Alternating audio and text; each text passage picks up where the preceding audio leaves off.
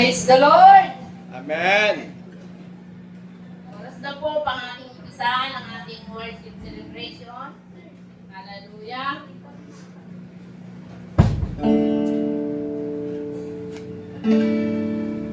Ikaw ba'y malaya? Amen. Amen. At nakita ng ating Diyos sa hapon na ito, mga kapatid, tayo ay magalak dahil tayo ay malaya. Amen. Amen.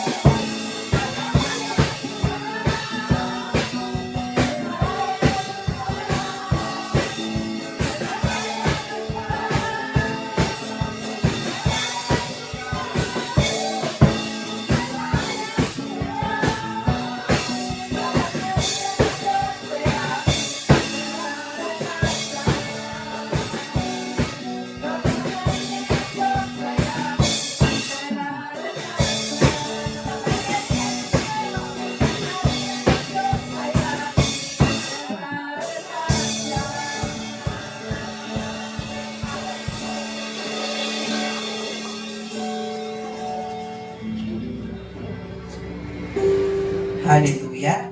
Ang ating pong scripture po sa hapon ito ay matatagpuan sa Mateo 2, verse 1 up to 12. At ito po ang sinabi.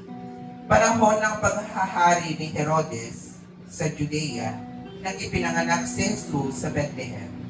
May mga pantas mula pa sa silangan na dumating sa Jerusalem. Nagtanong-tanong sila, nasaan ang ipinanganak na hari ng mga Hudyo? Nakita namin sa silangan ang kanyang bituin, kaya't naparito kami upang siya'y sambahin. Nang mabalitaan ito ni Haring Herodes, siya'y naligalig, gayon din ang buong Jerusalem. Kaya tinipon niya ang lahat ng mga puno, pari at mga tagapagturo ng kautusan, at sila'y tinanong, saan ba isinilang ang Kristo? Tumugon sila, sa Bethlehem po, sapagkat ganito ang isinulat ng propeta. At ikaw, Bethlehem, sa lupain ng Juda, ay hindi pinakamahamak sa mga pangunahing bayan ng Juda, sapagkat sa iyo nagmula ang isang pinuno na namamahala sa aking bayang Israel. Nang mabatig ito, palihim na ipinatawag ni Herodes ang mga pantas at inusisa kung kailan lumitaw ang bituin. Pagkatapos, sila ay pinapunta niya sa Bethlehem na ganito ang bilin. Hanapin ninyong mabuti ang sanggol. Kapag natagpuan ninyo siya, ipagbigay alam agad ninyo sa akin upang ako man ay pumunta roon at sumamba rin sa kanya. Pagkarinig sa bilin ng hari, sila'y nagpatuloy sa paghahanap. Ang bituin na nanguna sa kanila mula sa silangan ay tumigit sa tapat ng kinaroroonan ng bata. Ganoon na lamang ang kanilang kagalakan nang makita ang bituin. Pagpasok sa bahay, nakita nila ang bata sa piling ni Maria na kanyang ina. Nagpatira pa sila at sinamba ang bata. Inihandog din nila sa kanyang mga dala nilang ginto, insenso at mira. Nang pauwi na ang mga pantas, nakatanggap sila ng babala sa pamamagitan ng panaginip na huwag nang bumalik kay Herodes. Kaya nag-iba na sila ng daan pauwi doon.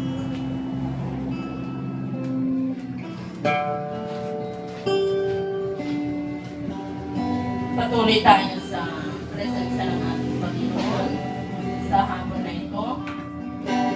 Sa Kanya tayo ay lalapit, mga kapatid.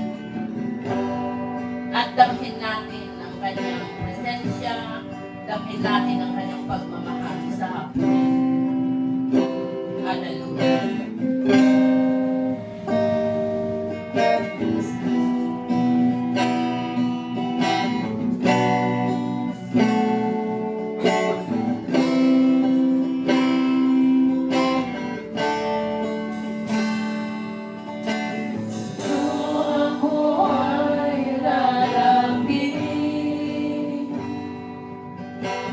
La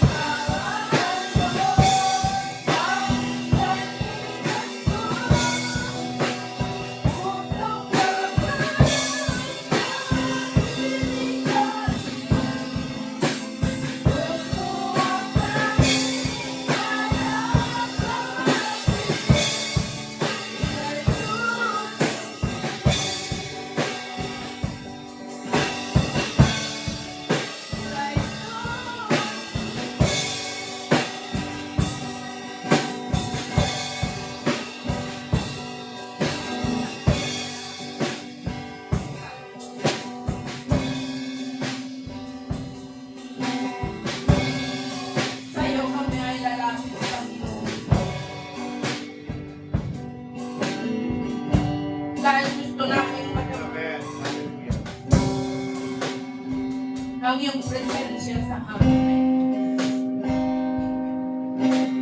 Ikaw ang Diyos ng langit at lupa.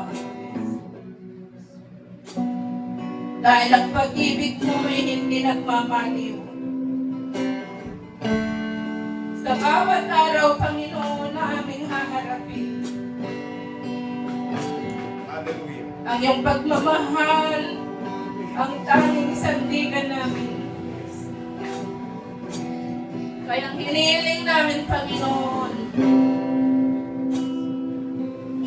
likhain mo ang aming mga puso na maging tapat sa iyo. Oh, hallelujah, hallelujah. Makapangyarihang Diyos, Ama namin, pinupuri at sinasamba ka sa Espiritu at katotohanan. Maraming salamat po, Panginoon, Yes, Lord. Hallelujah. sa hapon na ito, sa kalakasan, sa katagumpayan, at kagalakan, Panginoon, na ipinagkaloob mo sa bawat isa.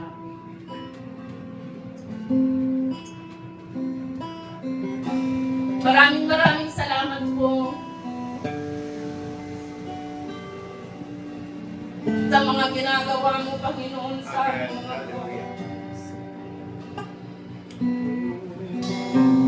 Hallelujah. Maraming salamat, Panginoon, sa gagawin mo pa Amen. sa aming mga buhay.